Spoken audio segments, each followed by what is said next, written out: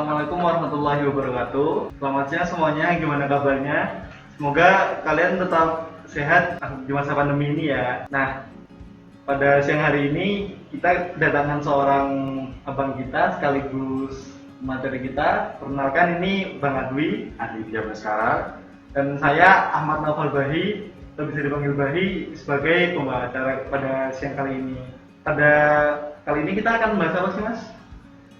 Jadi kita untuk pertemuan kali ini saya ingin sharing tentang Delicate Reglement, terus kemudian Undang-Undang Dasar 45, kita terus kemudian berarti ke 1970 sampai kemudian di batas pertama keselamatan kerja itu, ya itu di tahun 1996.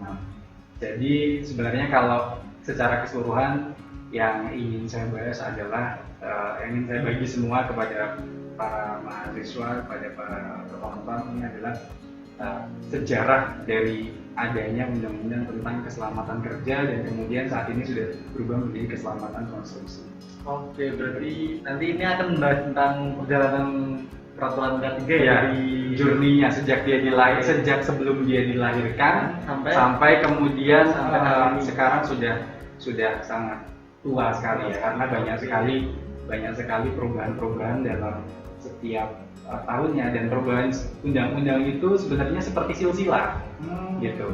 Undang-undang dalam keselamatan kerja sendiri seperti silsilah, nggak cuma keselamatan kerja, sebenarnya juga semua undang-undang itu seperti silsilah, yang dimana dia setiap perubahannya nanti smooth, halus perubahannya. Nah, perubahannya sangat halus. Nanti kalau misalnya ada undang-undang baru di bawahnya, maka dia akan menggantikan yang lama, sehingga kemudian setelah adanya adaptasi maka dia akan dicabut dan lain sebagainya. Nah, gimana sih Mas, kira-kira gimana awal mula dari terciptanya peraturan tentang K3 itu sendiri? Nah, untuk terciptanya sendiri sebenarnya kalau kita bicara pra kemerdekaan dulu. Dari pra kemerdekaan berarti dari 1945 itu ada yang namanya Delicate Reglement. Delicate Reglement, saya nggak ngerti pronunciasinya dalam bahasa Belanda seperti apa, tapi yang kita bicarakan adalah Delicate Reglement, di mana undang-undang ini muncul di tahun 1910, berarti artinya sekitar berapa itu? 110 tahun yang lalu berarti? Ya, berarti 35 tahun sebelum kemerdekaan ya. Iya. Nah, itu adalah undang-undang ketenagakerjaan yang pertama kali muncul di Indonesia. Seperti itu. Jadi undang-undang ini sifatnya adalah represif, ya, di mana represif itu merupakan suatu tindakan pengendalian sosial yang dilakukan setelah terjadinya suatu pelanggaran atau juga peristiwa buruk gitu, sehingga ya seperti undang-undang pada umumnya, cuman ini memang undang-undangnya mungkin karena zaman Belanda sudah lama sekali, sehingga apalagi dibandingkan dengan zaman sekarang, dibandingkan dengan zaman sebelum kemerdekaan, pastinya sudah banyak sekali signifikansi ya, sehingga tentunya sekarang undang-undang ini sudah tidak lagi digunakan. Kemudian dari sejarah perundang-undangan sendiri atau VR itu yang biasa Delicate Reglement yang biasa kita sebut dengan VR itu, kenapa diganti gitu ya. Jadi untuk transisi kepada 1945, kan 1910 berarti undang-undang itu sudah berlaku selama 35 tahun, dan kemudian undang-undang tersebut berakhir di tahun 1945, kurang lebihnya seperti itu ya. Entah mungkin 1946 atau 45, saya juga kurang tahu pasti, tapi yang jelas kemudian dia diganti. Kenapa? Karena dia tidak sesuai dengan perkembangan teknik dan teknologi Pada zaman itu ya? Ya, dan juga jadi di zaman itu sejak 1910, 1945 tuh era reformasi, era kemerdekaan itu kan pastinya sudah ada banyak perubahan dan teknologi juga gitu. Dan juga dia beda juga dengan asas perlindungannya. Sejak ada Undang-Undang Dasar 1945, sejak dipatenkan itu, yang dimana itu masih menjadi payung hukum tertinggi ya. Undang-undang itu ya? 1945 itu kan pastinya dia beda asas perlindungannya ya, yang disampaikan pada saat zaman Belanda juga pastinya beda dengan undang-undang yang memang disampaikan oleh Indonesia sendiri gitu kan.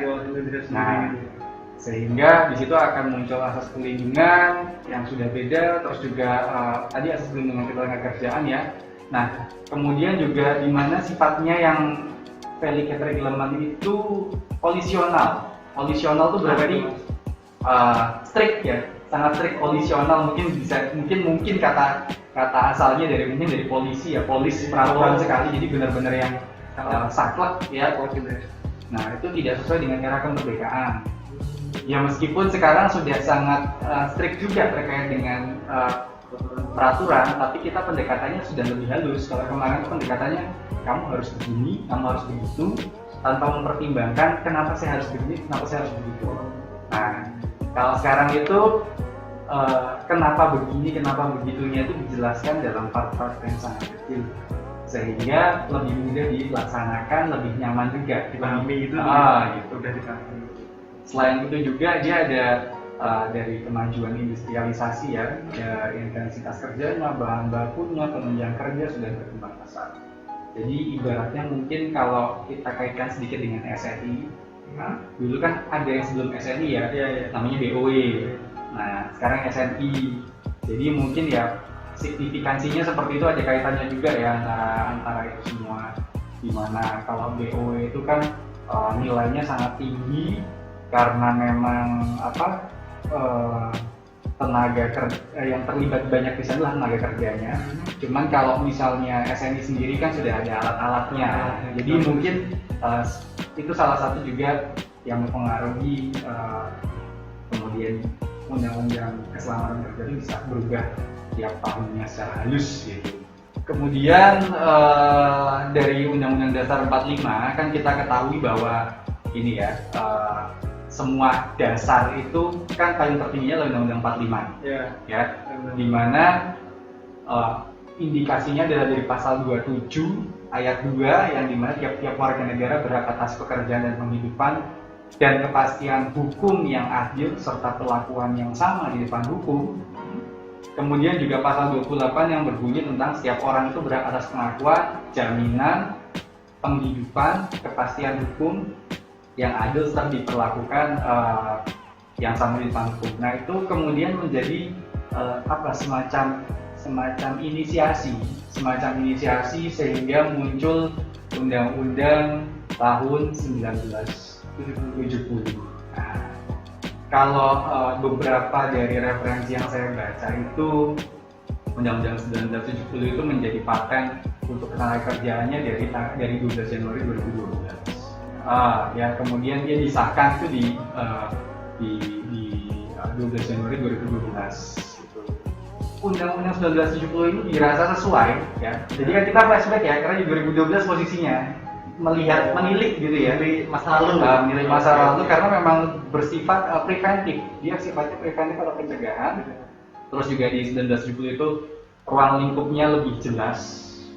Dan kemudian rumusan teknis lebih komprehensif. Dia juga ada pembinaan K3 bagi manajemen dan pekerja, juga ada juga pembentukan unit keselamatan kerja untuk perusahaan, ada pengaturan retribusi pengawasan dan lain sebagainya. Jadi itu saya sudah mencakup semua yang dibutuhkan untuk keselamatan. Iya, dari adanya 1970 sampai dengan 2012 itu ya sementara masih ada. Tapi kan kemudian kan tadi saya katakan bahwa undang-undang itu kan dia berjalan terus kan. Nah, gitu.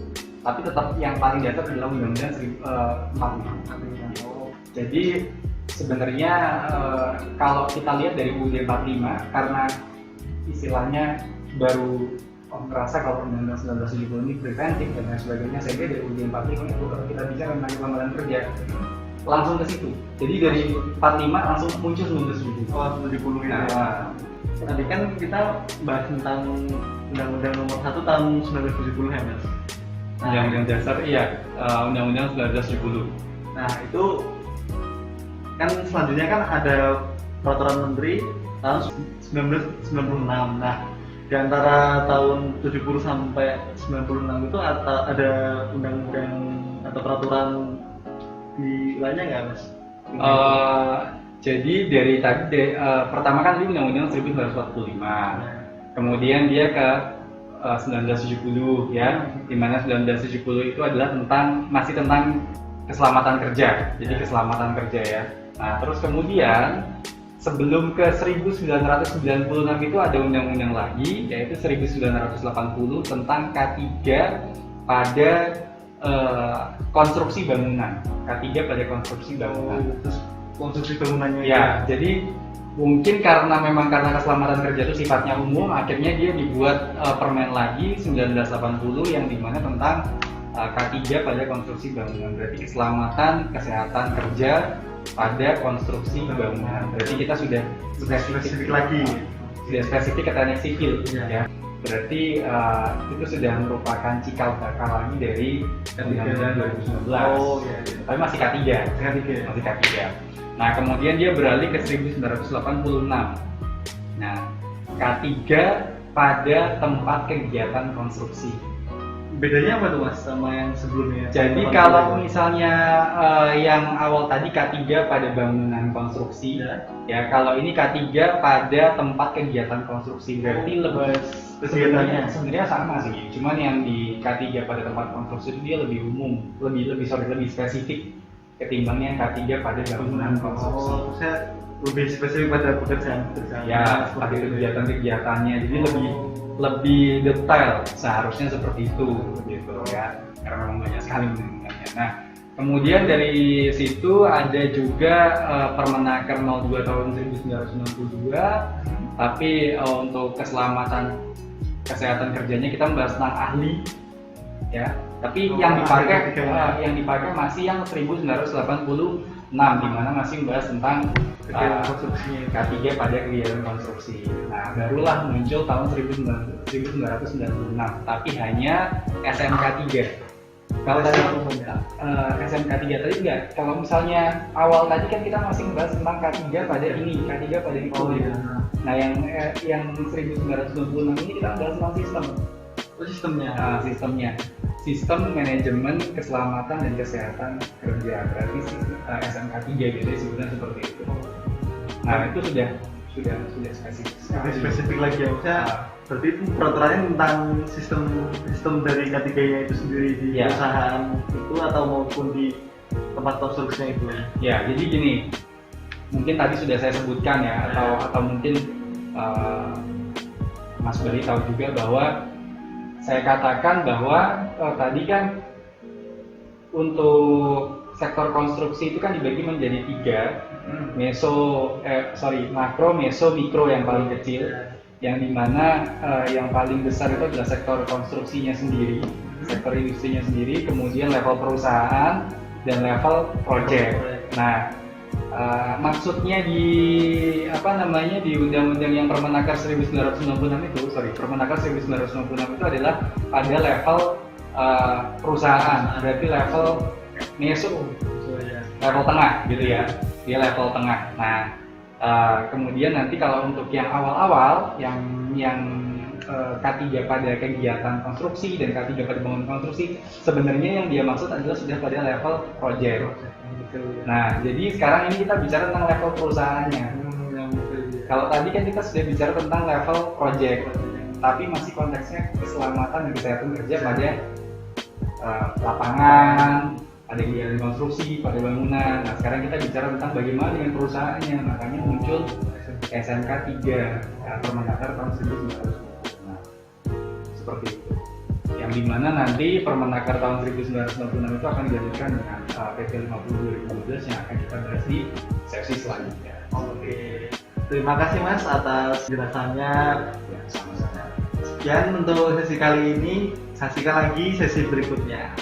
Assalamualaikum warahmatullahi wabarakatuh. Waalaikumsalam.